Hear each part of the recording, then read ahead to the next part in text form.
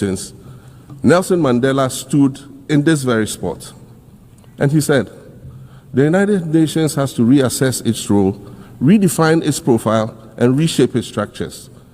It should truly reflect the diversity of our universe and ensure equity among the nations in the exercise of power within the system of international relations in general and the Security Council in particular. I close quotations. 30 years later, we African leaders are still making the same simple request for a permanent seat on the Security Council with the power of a veto. So today, Madam President, I stand here in this exact spot and ask the world, if not now, then when? We demand not only a reform of the Security Council, but also a reset of the global financial architecture, which is currently rigged against Africa. Africa must have a greater say in the world's multilateral financial institutions. And while I'm making requests, I'd like to call for the removal of the blockade on Cuba. As Dr. Kwame Nkrumah, our nation's founder, famously said, we seek to be friends with all and enemies to none. The Cuban people shed their blood on African soil in the fight against apartheid. And indeed, Cuba has been and continues to be a faithful friend of Africa. You see, the very fact that I can stand here and ask these things and say these things, and the fact that all nations can ostensibly gather here to address critical global issues, air our grievances, and express our concerns, that is what makes the survival of this organization so important. In every old city or village, you will find a town square, or a courtyard, or a plaza that once served as a gathering space for the citizens of the community and their leaders.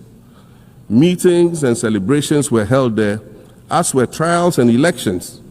And these were spaces that brought people together and held them together as a community. Sadly, time and technology have eroded these spaces. Madam President, in many ways, the United Nations is the proverbial town square of our modern global village. And it has never been more critical for us to protect this one space that brings and holds the world nations together as a community. The internet, social media platforms, and artificial intelligence offer us the illusion of connectivity, when in fact what they do is reinforce isolation by using algorithms that ensure that we do not receive new ideas and perspectives, but rather more of the same content. We are served alternative facts and manipulated images, making it easy to disseminate disinformation and sow seeds of division amongst communities. Madam President, these are dangerous times. Our world is currently experiencing a rise in nationalism and economic instability. There's a general breakdown of multilateralism. Various acts of aggression have been committed against the sovereignty of others, and nations are attempting to circumvent the very safeguards that were put in place to prevent large-scale global conflict. These conditions are all too similar to the ones that led to the League of Nations' failure in fulfilling its mandate. The denial of visas to President Abbas and the Palestinian delegation sets a bad precedent and should be deeply worrying to all member nations of the United Nations. Ghana recognized the state of Palestine in 1988 and supported a two-state solution to the conflict since then. And I say, contrary to the claims of some, a two-state solution would not be a reward for Hamas. It would rather be a reprieve for the hundreds of thousands of innocent women and children and people who are facing collective punishment and forced starvation for no reason other than the fact that they are Palestinian. For nearly 2 years and for the fear of reprisals, we here in this General Assembly have been playing hide and seek with language to find the right words to help us avoid or excuse what we all know is taking place in Gaza. But here's the thing, it doesn't matter what you call it. If it looks like a duck, it swims like a duck, and quacks like a duck, well, then it must be a duck. The crimes in Gaza must stop.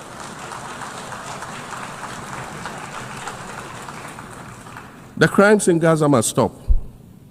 Madam President, I also want to draw particular attention to the conflict in Sudan, which this body has described as the world's largest humanitarian crisis. 12 million people have had to flee their homes.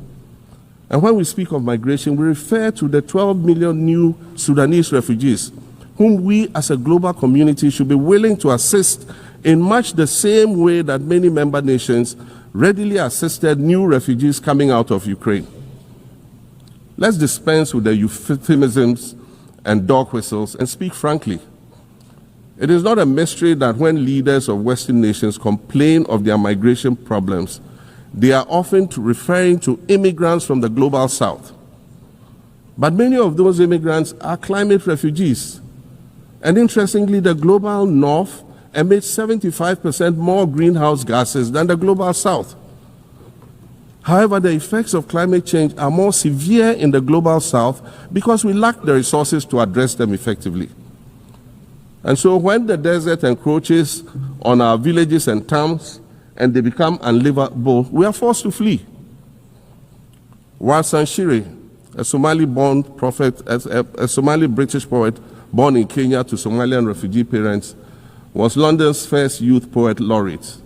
She writes in her poem titled Home. And it says, you have to understand that no one puts their children in a boat unless the water is safer than the land. No one bends their palms under trains beneath carriages. No one spends days and nights in the stomach of a truck feeding on newspaper unless the miles traveled mean something more than just a journey. Madam President, we cannot normalize cruelty. We cannot normalize hatred. We cannot normalize xenophobia and racism. If we're going to tell a story, let's not tell its slant. Let's tell all the truth.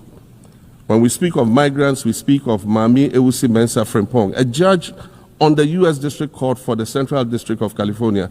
She's the first black female judge on any of California's 4 federal district courts. She was born here in America to immigrant parents from Ghana.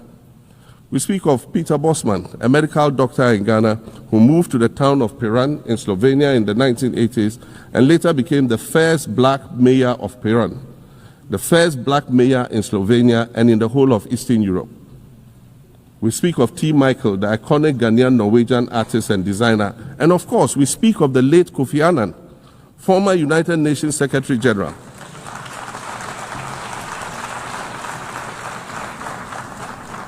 Former United Nations Secretary General and Nobel Peace Prize recipient, who was born in Ghana but spent his adulthood in various places in America and Europe. These are people who have brought great distinction to the countries that they decided to call home. Just as the migrants and the children of migrants before them did, I dare say these are not invaders. These are not criminals. Madam President, the slave trade must be recognized as the greatest crime against humanity. As the African champion on reparations, Ghana intends to introduce a motion in this August body to that effect. More than 12.5 million Africans were forcibly taken against their will and transported to create wealth for the powerful Western nations. We must demand reparations for the enslavement of our people and the colonization of our land that resulted in the theft of our natural resources, as well as the looting of artifacts and other items of cultural heritage that have yet to be returned in total. We recognize the value of our land and the value of our lives, as did our colonizers, as well as the governments that happily paid reparations to former slave owners as compensation for the loss of their property, in quotes, and that property for which they received compensation was paid referred to enslaved people who had been freed. Madam President, an increasingly insecure world is witnessing upward spending on defense budgets of bilateral partners and steep cuts in official development assistance. Since July 2024, it is estimated that there's been a 40% drop in humanitarian aid globally. In this era of global uncertainty, Africa must exercise sovereignty over its natural resources to raise the necessary funds to ensure the well-being of its citizens. The days of parceling out vast concession areas to foreign interests for exploitation must come to an end. We'll continue to welcome foreign investment, but we must negotiate better for a bigger share of the natural resources that belong to us. And we must insist on value addition to these resources. We're tired of the continued image of poverty-stricken, disease-ridden rural communities living at the periphery of huge foreign-controlled natural resource concession areas. We're tired of having people extract the most they can from us and in return offer us the very least by way of respect, consideration, and dignity.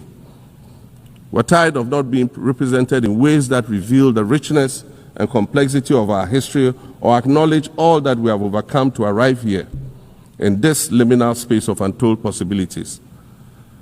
Allow me to echo the Indian-American writer Arundhati Roy, who wrote, "Another world is not only possible, she is on her way. On a quiet day, I can hear her briefing."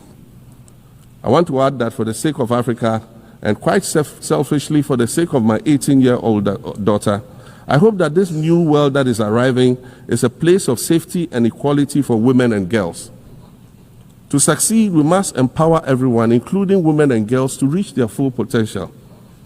In closing, Madam President, I'd like to congratulate you on your election to preside over this historic 80th General Assembly and on being the 5th woman to hold this distinction. I'd also like to congratulate Her Excellency Nana Jane Opoku-Agyeman on being the first woman Vice President of Ghana.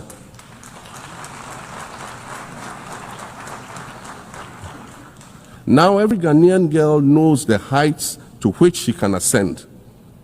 Words matter, but issues of representation matter even more, which is why Ghana looks forward to the appointment of a woman as Secretary General of this organization in the near future. Madam President, Your Excellencies, I thank you for your kind attention.